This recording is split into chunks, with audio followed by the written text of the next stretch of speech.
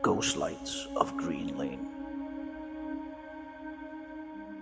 Green Lane, Liverpool, a place where the past doesn't sleep and sometimes the road forgets what century it's in. Locals have spoken in hushed tones for years about the Lantern March, a strange line of ghostly lights seen drifting silently down Green Lane in the dead of night, always in single file, always from the direction of the old library towards Old Swan. But the lights aren't the only thing that haunts Green Lane, a road with a long memory. Green Lane is far older than most realise. Long before Victorian terraces lined its sides and buses rumbled through its junctions, it was part of a rural trackway, possibly Roman in origin. Some believe it followed a supply road used by the Roman patrols heading from West Derby towards the sandstone ridges of Wavertree and Allerton. As Liverpool expanded, the old lanes were built over, but under Green Lane, the bones of the Roman pathway may still remain. That could explain the sightings. The ghost soldiers. The first widely reported encounter was in 1974. Albert McGrath, a retired railway worker, saw strange lights floating low over the tarmac in the early hours. Then came the figures, silent Roman soldiers marching in formation, shimmering with the mist, visible only from the waist up, as though they were walking on a road buried beneath the modern one. They vanished into the darkness, leaving behind only the distant sound of metal on stone. Out of nowhere, a patch of dense ground fog rolled in, just across the street from the depot.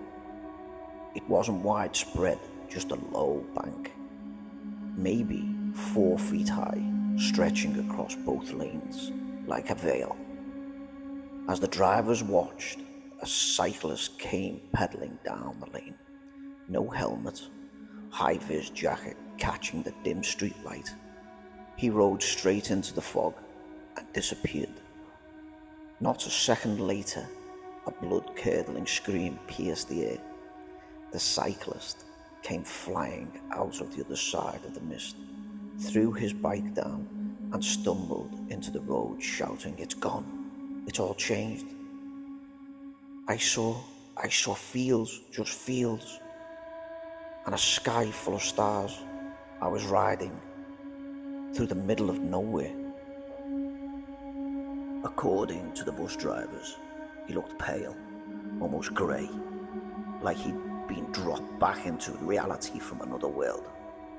They rushed him into the depot office, sat him down, and handed him a mug of tea. He couldn't stop shaking. Said the moment he passed into the fog, everything changed. The road vanished, replaced by dirt tracks and hedgerows, and the smell of smoke in the air, like distant fires. No cars, no buildings, just silence and starlight. And then, just as suddenly, he was back on Green Lane, a place out of time. Some say it's a time slip, a wrinkle in layers of reality. Others think the land under Green Lane is thin, worn down by centuries of marching feet, old roads and buried stories. Between Green Lane, the old Roman path, and the long-lost farms of Tuebrook, something stirs, something remembers. And when the fog comes or the lights appear, the past pushes through. And sometimes, if you're in the wrong place at the wrong time, it might take you with it.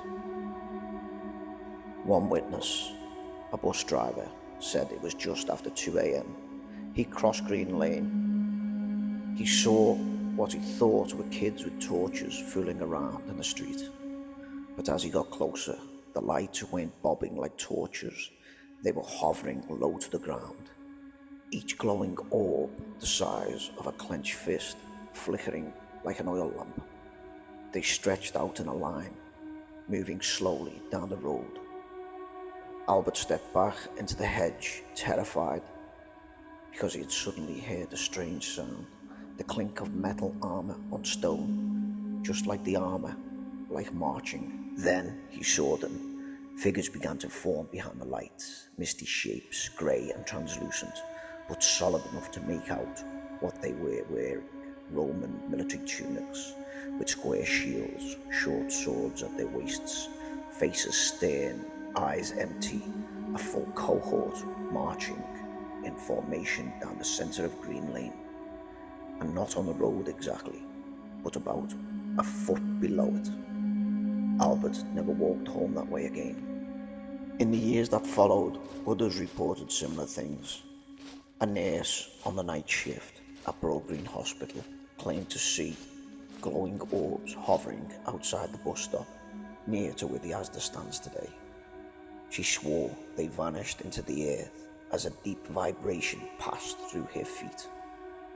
A teenage couple in the 90s, parked in a car late one night, felt the vehicle shudder and saw a line of flickering lights pass directly through the car bonnet, fading into nothingness.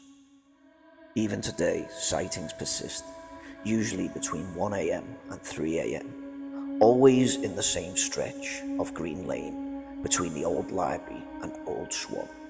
Some say it's a haunting, others believe it's a kind of memory etched into the land, a Roman patrol road that once ran right through what's now Tuebrook. Paranormal researchers say Roman ghosts are often seen only from the knees up, because the modern road sits higher than the ancient one beneath it.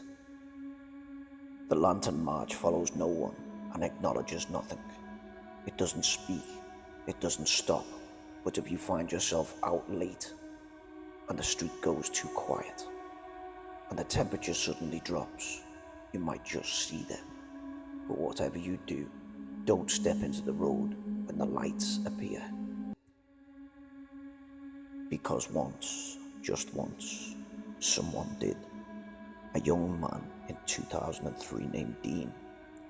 He was dared by his mates to walk into the mist approaching in the central line when the orbs came. They say the lights paused for the first time. The mist thickened. Dean vanished completely for seconds, then reappeared, missing a shoe.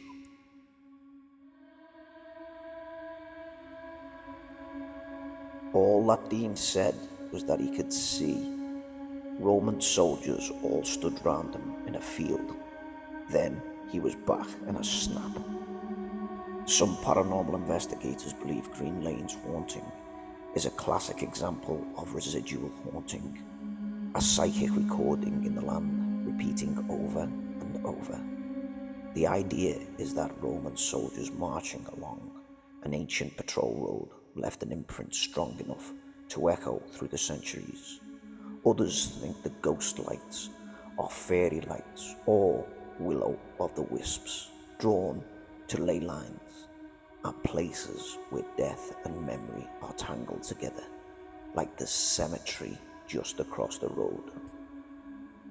But the weirdest part, a geological survey in the 1980s showed that Green Lane is slightly raised compared to the ground on either side, suggesting it may have been built over something older. Roman road alignment, lost footpath, no one knows.